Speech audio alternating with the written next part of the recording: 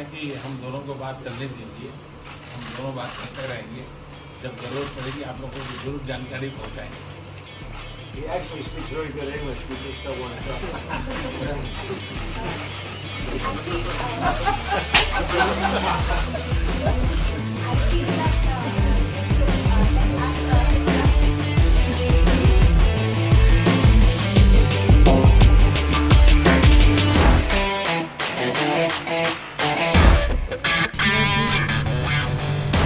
We spoke last night about Kashmir, and the Prime Minister really feels he has it under control. I know they speak with Pakistan, and I'm sure that they will be able to do something that will be very good.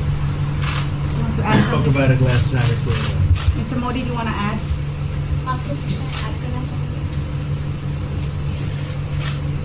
Bharat और पाकिस्तान के बीच कई bilateral issues हैं और पाकिस्तान के प्रधानमंत्री के चुनाव के बाद जब मैंने उनको टेलीफोन किया था तब मैंने उनसे कहा है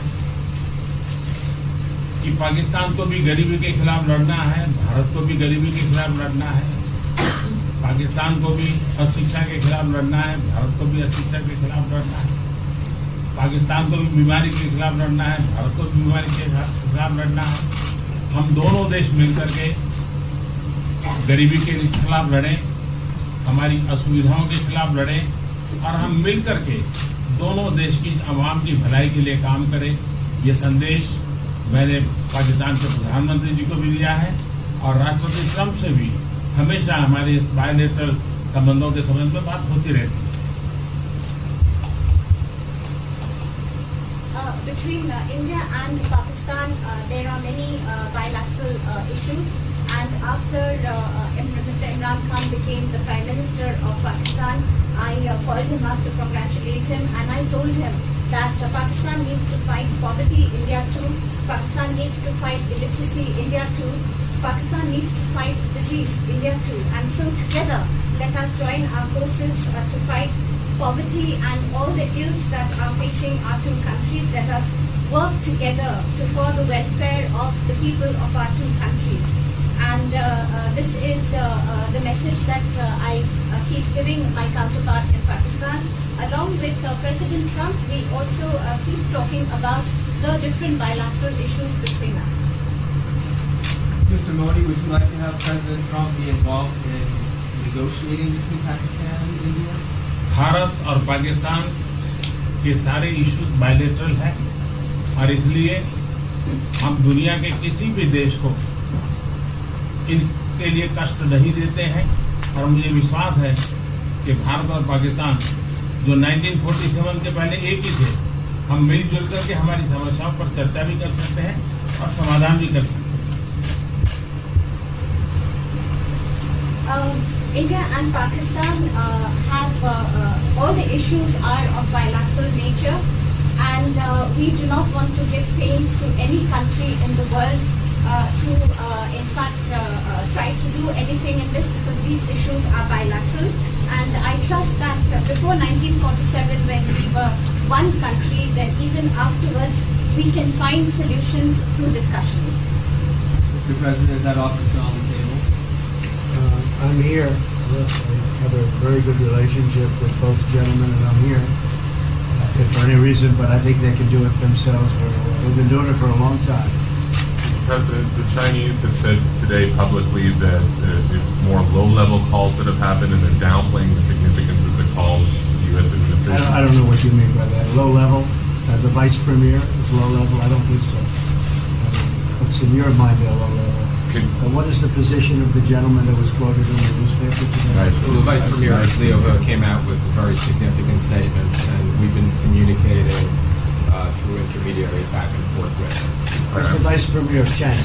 Yes, sir, I understand. That's not low level. I understand, I agree. I was just, there was a statement that the spokesman for the Foreign Ministry, for instance, said they weren't aware of the calls happening. I don't know about his There's been communication at the highest level. Thank you, Mr. At the President. highest level. Can you clarify the calls? No, I don't want to. We don't want to go into. We don't want to go into. Hey, look, in the meantime, our country is doing great.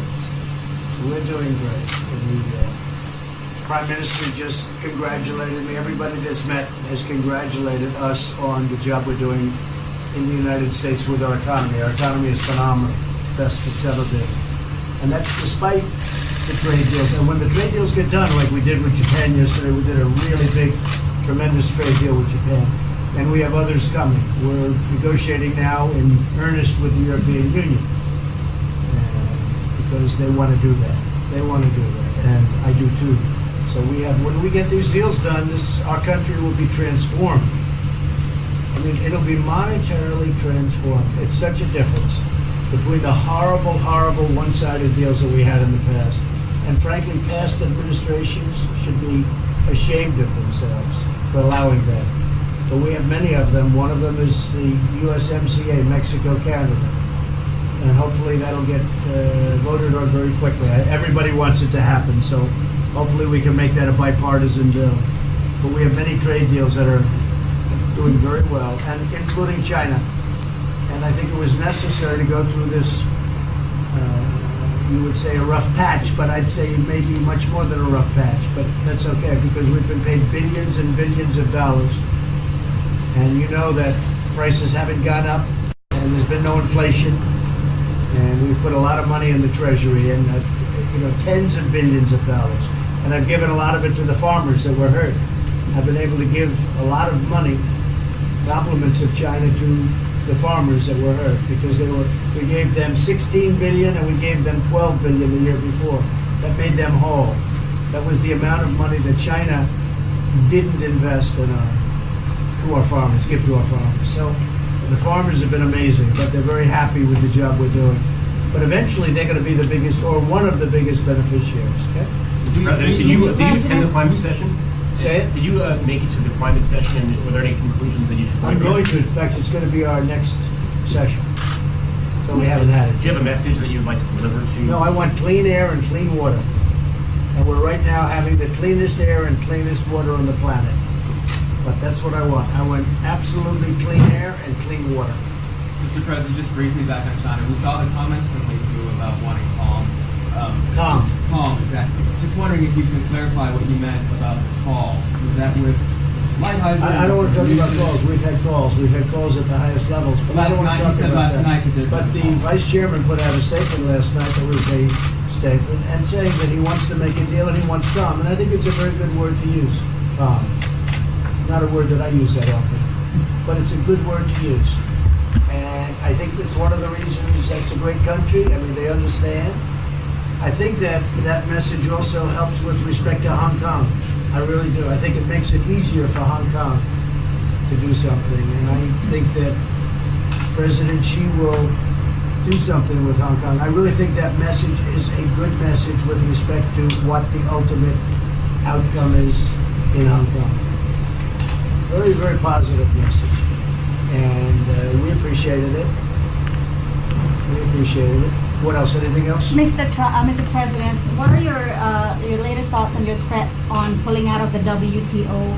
And if you do, can I also ask Mr. President Modi what your response to that in terms of how it will affect India's trade strategy? Well, we haven't been happy with the WTO, but now we're winning cases. We won the big Airbus cases, you know.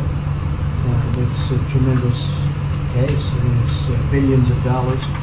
That was a very recent victory, and we're winning cases now. And we're being treated more fairly now in the WTO, which we appreciate. मुझे लगता है कि हम दोनों को बात कीजिए, हम दोनों बात करते रहेंगे.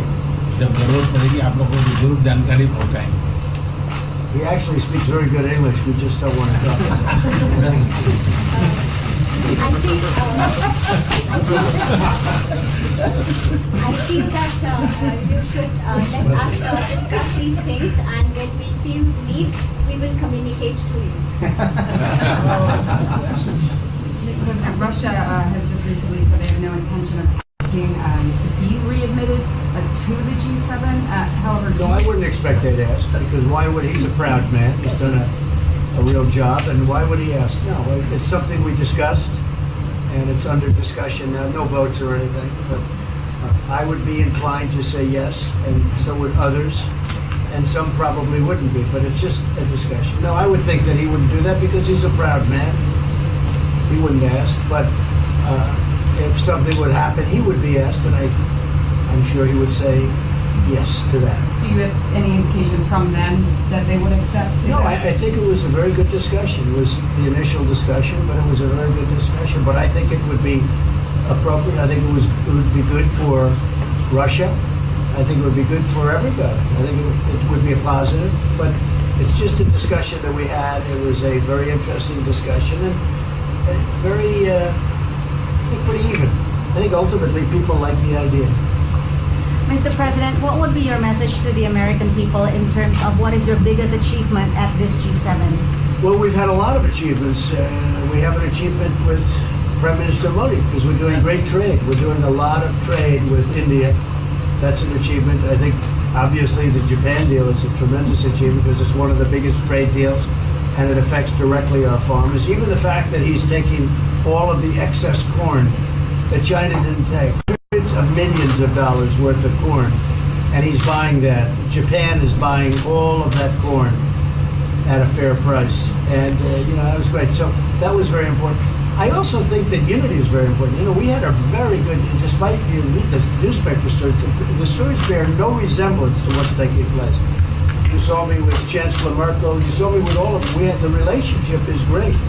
We have 7 nations. In addition to that, we have other nations like India and others that came in. Australia came in, Scott. We have a lot of people came in. And I'll tell you, that it's been total unity. What would be the area of most unity, There's been no dissension. There's been no fights or arguments. There's been no anything. I mean, there's been great unity here. And honestly, the papers haven't reported how good it's been. So what would be your most common ground? Is it climate change? Is it gender equality? I think we have a lot of things, but I think really the unity, the fact that we're all getting along so well, I think is one of the big takes from this. We really have good relationships, and we're doing a lot about a lot. Okay? Just so we get our reporting right, I'm going to give it one more crack on China. When you were referring earlier to the Buddha statement, which we all saw, did you mean to say that there was also a call last night, or was there not actually a call last night? There were discussions that went back and forth. Let's just leave it at that. Last night, and before last night. Yes. With China? With China, and before last night. Numerous. Look, they want to get something done. I've been saying that for a long reason. And why wouldn't they? They want to get something done. They've lost millions of jobs. Their supply chains are being hurt. And once those supply chains go, you can develop new supply chains. You can't get them back into China. So China is run by really a great leader. I think he's a great leader. He wants to do something. They lost over 3 million jobs in a very short period of time. A lot of companies have left China and they're leaving China. They want to get it done. I knew that. I could have told you that without talking, but we are talking. And would you still like to see U.S. companies leave China? Depends on whether or not we make a deal. If we don't make a deal, I'd like to see them leave China. Absolutely. If we make a deal, I'd like to see them stay there and do a great job. Mr. President, on the Afghanistan peace talks, do you have an updated timeline? Are there any snags? No timeline, whatever it is. We're no rush. I mean, we're there. We're really a peacekeeping force more than anything else, frankly. And said we could win that war in a very short period of time, but I'm not looking to kill 10 million people. Okay? And we are working along with the Taliban, with the government, and other people too. And we'll see what happens. No timeline. Okay? Thank you very much. We're going to be doing a news conference in a little while. Just one more thing. If you need one, do you need one? I don't think you need one. I mean, I can't imagine any other question. I just want to thank the Prime Minister. He's a great leader right here. Would you allow him to have nuclear weapons? Great election result. Would you allow him to have nuclear weapons, sir? Thank you, Press. Thank you, Press. Would you allow India to have Thank you, nuclear Press. weapons? Thank you. Thank you, Press. Thank you, Press.